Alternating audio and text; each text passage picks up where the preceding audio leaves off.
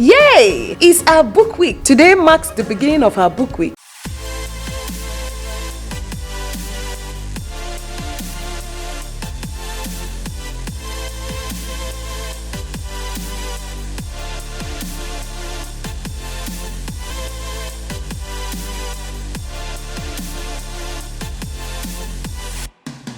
Hello everyone, welcome to my channel. If you are new to this channel, my name is Blessing and this is Classical Creativity YouTube channel where we talk about everything organization, creativity and using the 21st century instruction strategies to teach. So if you're a teacher or a mom and you intend to inspire creativity to transform lives, consider subscribing and hit the notification bell so that you'll be able to be notified each time I upload a video. Yeah, today marks the beginning of our book week. Today the children came in their favorite book character costume and they look so gorgeous. We also had our assembly where the children were able to do their public speaking.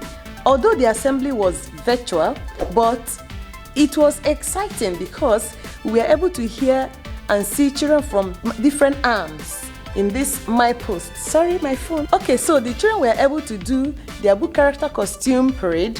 It was an exciting parade according to classes. Although it was virtual, but we were so creative around it.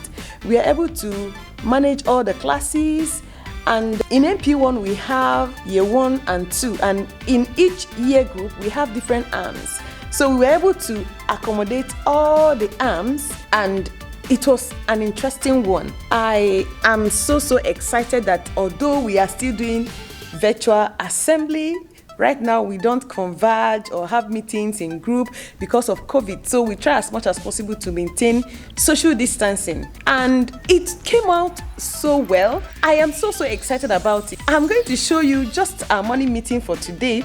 I didn't really have time to vlog and to show you the real event, but it was a good one. It came out well. So I'm going to flip this camera now to show you what we did in the morning. And then that will be all for today because already, although I'm smiling, but I'm exhausted and excited at the same time. So let me flip this camera now and show you what we did in the morning. Okay, for our morning meeting this morning, I was able to create this morning message that says Top 2 Tuesday.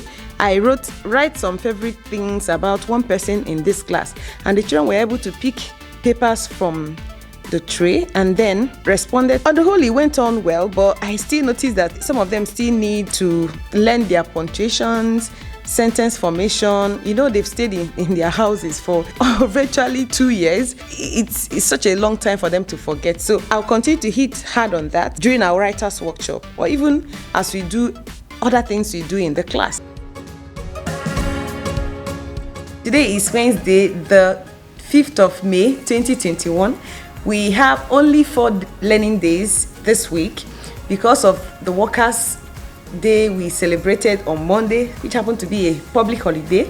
So today I'm going to show you what we did. We are still doing our book week. It's still ongoing.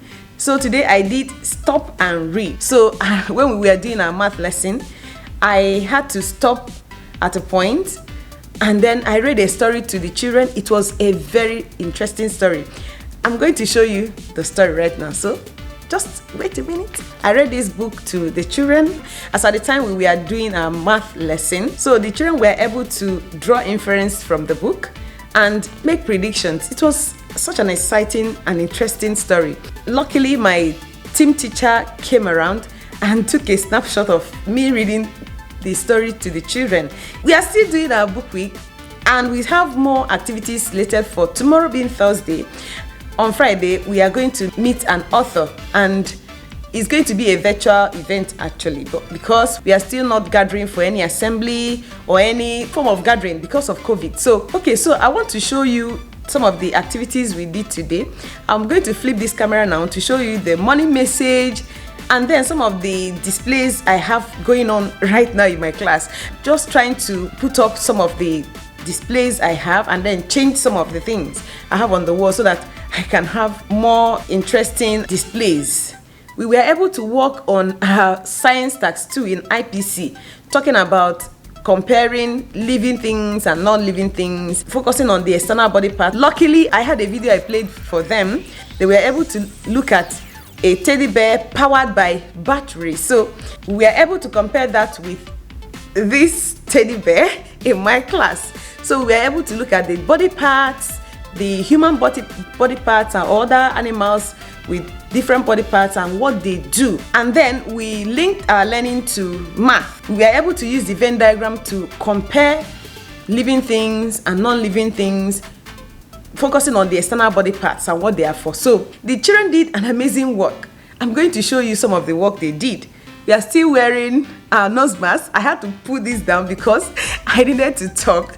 So it's still there. We are still maintaining social distancing and every other COVID-19 protocol is still intact. So let me show you what the children did today. Okay, so right now this is the unit document we are using, and we were able to look at the science stats too. Okay, the expectation here is for the children to be able to connect scientific investigations to familiar contexts, know the names of the external body parts of humans and animals, know some differences between living things and things that have never been alive, just like Teddy that we used today in my class. Be able to sort living things in simple ways by features and behaviors, know what all living things need to survive. So we really delved into this, and I was able to hit this very hard. The children were able to sort the living things and things that were never alive using this Venn diagram. It came out well, so I'm going to show you the outcome. So they came up with nice work. I'm going to show you what they did shortly.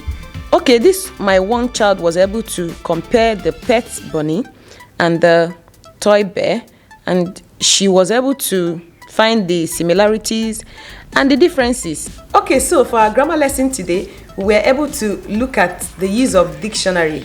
We taught the children how to use a dictionary to find meaning. We are using Jolly Grammar and Jolly Phonics. So we were able to purchase the Jolly Dictionary. It ties well with the grammar booklet they were using, and the children were able to find words, the illustrations, the meaning, and even the passing.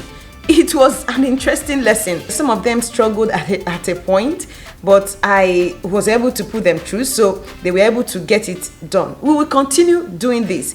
I'm thinking I'm going to tie it to our morning meeting, because this is how I try to reinforce any concept I introduce, and sometimes the children are not getting it. So I try to use my morning meeting to reinforce the concept. So tomorrow my morning message is maybe going to center on that, or the activity actually is going to be centered on the use of dictionary and how to find words, children who are still struggling to learn it. So I'm going to show you the Jolly Grammar that we are using. I also use the opportunity to reinforce their coloring skills, because till now, because the children have stayed at home for more than 1 year, it's not yet there. So I try to encourage them to do their coloring properly, so they were able to learn how to color lightly instead of shading it and making it very dark.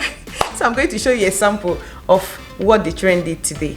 Okay, so this is the Jolly Dictionary we are actually using. It grouped the letters of the alphabet into 4 different groups. We have the red group, the yellow group, the green group, and the blue group.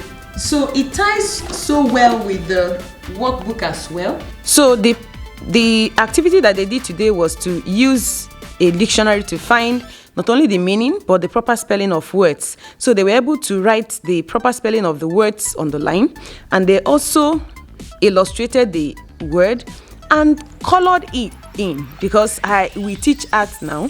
So I try as much as possible to bring an element of art into most of my teachings on a daily basis. So the children were able to illustrate, write the proper spelling, and the meaning, found the meaning of the words here. So we have caterpillar, banana, kangaroo, ambulance, dinosaur, calculator. Here also they were able to find the meaning of these words and illustrated. So I made them to color their illustration, because they've been at home for a long time.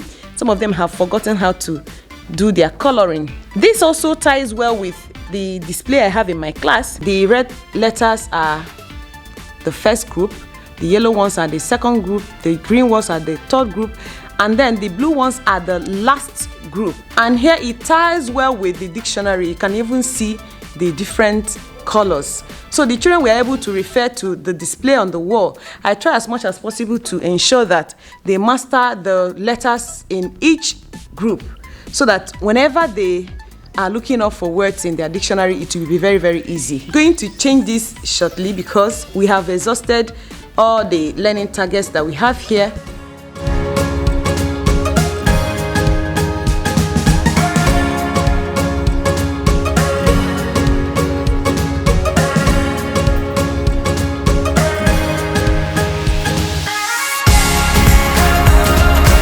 I've been able to change the date on my big board, and right now I'm going to change the date on my easel.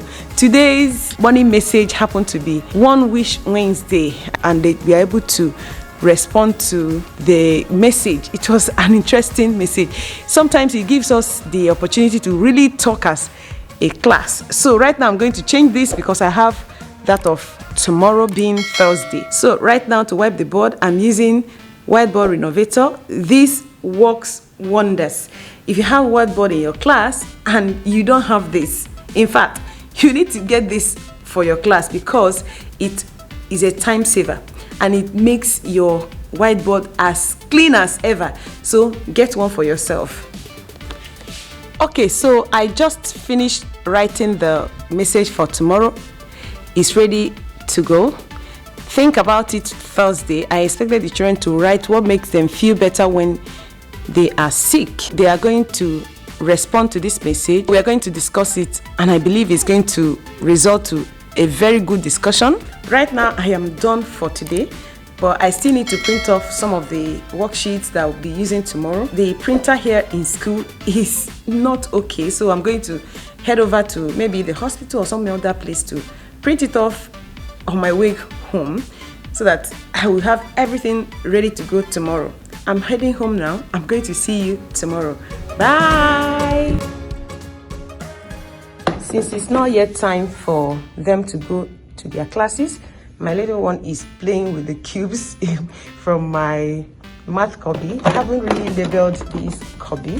I'm going to show you the labels I'm still creating for this copy. For these other two, they are really having fun reading. Okay, so this is what I usually do. I will quickly go and run copies of this. I didn't do this last week, so I'm doing it today because I'll be teaching the children this, doubling. And then for this is for next week, but I will make copies now just to set up all my resources for next week. If you want to have an idea on how I structure my lessons and plan my lessons, be sure to leave me a comment in the description of this video. I'm going to show you how I do that. I'm going to do my copy right now.